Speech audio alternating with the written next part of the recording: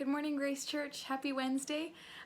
Today I'm sitting on a beanbag chair because I wanted to play Anna's game, but it's not as comfortable as I thought it would be, but I'm here anyways, and I'm going to record my video Devo from here. I just want to thank you all for your constant encouragement and support. I really appreciate you guys. I definitely am missing our church congregation.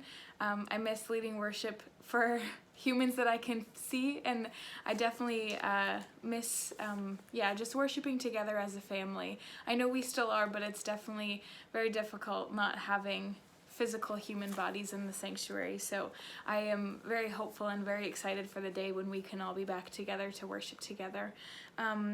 I've been learning more and more about the Lord through just physical things that I've been doing, mundane things that I've been doing in my everyday life. And the other day I was driving to work, and it was on one of those days when it was snowing. Happy May. And so I don't know about you guys, but whenever it's snowing, if I want to warm up my car, I crank the heat, I crank the fan, and I put it on defrost. So everything is like full blast, and it's going like, it's like really loud, because when your fan is on full, it makes a lot of noise. And so I also listen to music on my way into work. Usually it's a worship playlist or some sort of album that I'm really enjoying. At this particular moment, I think it was a worship song that someone had suggested to me, and so I was listening to it and I was having difficulties hearing it, so I turned it up, and I always have my volumes in increments of 5, so I probably turned it up to like 15 or 20 or something like that, because I'm weird and I have this weird obsession with having things on even 5s.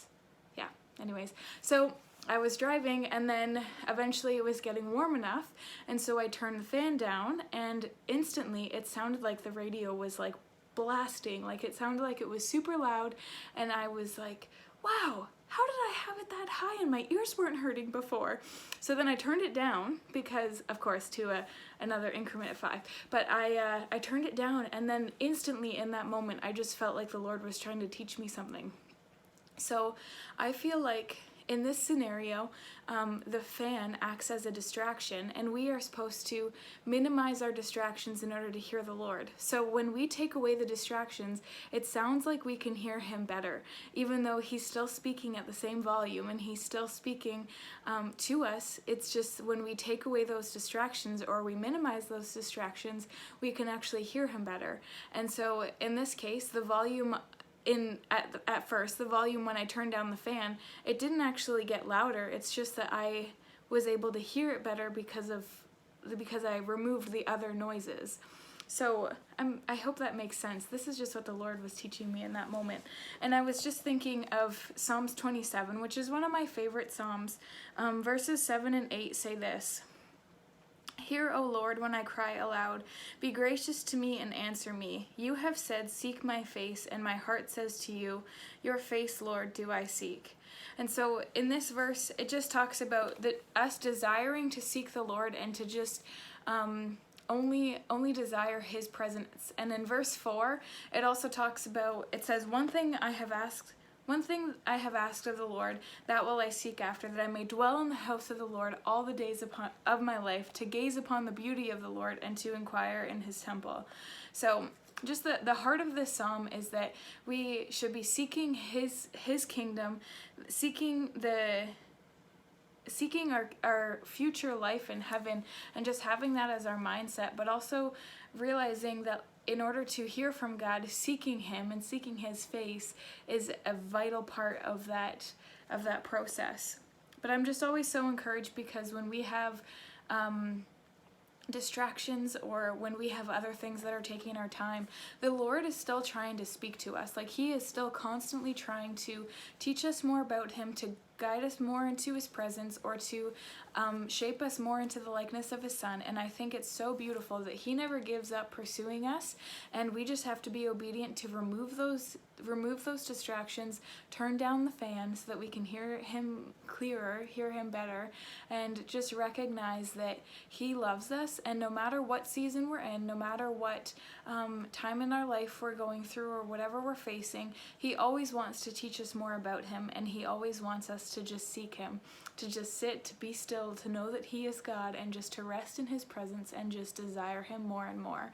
And so I hope that weird analogy worked. It makes complete sense to me, and it was just so clear in that moment when I turned down the fan and I could hear the volume of the radio louder, and I was like, whoa, that was super cool. I always love when the Lord connects the dots like that. So I hope that makes sense. I hope it was encouraging.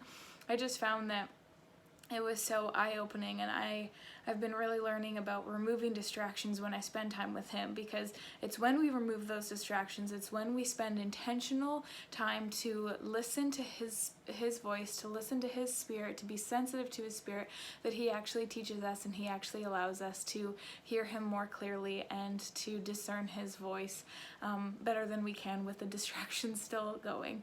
So that might mean that you have to put your phone in another room when you spend time with the Lord, or you might have to stop binging the show that you've been watching, or whatever it is. I don't know what distractions you guys have, but yeah, I hope this is encouraging, and I am so encouraged by each and every one of you, and I'm so thankful for our church family. So I just pray that we as a church family just desire to seek his face more and more every day through this time, and just trust in his strength, because he is good and he loves us, and his love never ends and it never stops. And so take joy in his grace and his mercy and his peace today, and just know that he's with you and he loves you. Bye, guys.